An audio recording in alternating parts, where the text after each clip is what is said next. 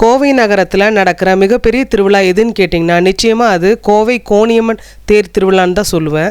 வருஷம் இந்த தேர் திருவிழா ரொம்ப சிறப்பாக நடக்கும். இந்த வருஷம் கடந்த மார்ச் மாதம் 5ஆம் தேதி நடந்தது. கடைவீதியே களை கட்டுற நேரமும் இதுதாங்க.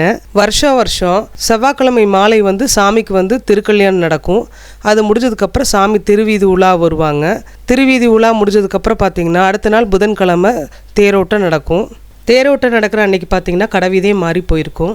என்னென்னு பார்த்திங்கன்னா சாலையோட 2 பக்கத்துலேயும் நடை வியாபாரிகள் கடை அமைச்சிருப்பாங்க. விதவிதமான கலரான பொருட்களை விற்றுட்ருப்பாங்க. நம்ம கொஞ்சம் ஷாப்பிங்கும் பண்ணிவிட்டு அப்படியே வேடிக்கை பார்த்துட்டே வந்தோன்னா நம்ம தேர் திடலை அடைஞ்சிடலாம். கம்பீரமான தேரில் அம்மனை அலங்காரம் பண்ணி வச்சுருப்பாங்க. ஸோ அம்மனை நம்ம தரிசனம் பண்ணிவிட்டு அங்கே விற்கிற கல்லுப்பு வாங்கி தேர் மேலே வீசணும். நம்ம மனசில் ஒரு நல்ல காரியத்தை நினச்சிட்டு கல்லுப்பு வீசுகிறப்போ அது சீக்கிரம் நடக்குங்கிறது ஐதீகம். அப்படியே அங்கேருந்து பக்கத்தில் இருக்கிற பிளாக் மாரியம்மன் கோயிலுக்கு வந்துட்டோம். தேரோட்டம் முடிஞ்சோடனே இங்கே குண்டம் நடக்கும். அந்த குண்டத்தில் பக்தர்கள் இறங்குவாங்க. ஸோ அந்த குண்டத்தில் நம்ம கல்பூரத்தை வாங்கி அதில் வச்சுட்டு வரணும்.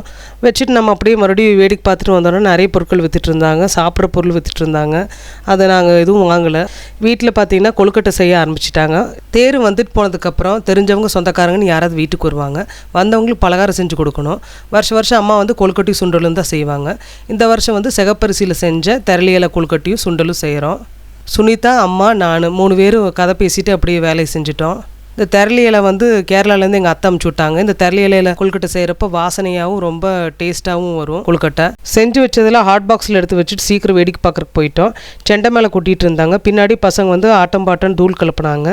எங்கள் அம்மா, உஷாத்தை, சுனிதா, எங்கள் சின்னண்ணன், லக்ஷனா,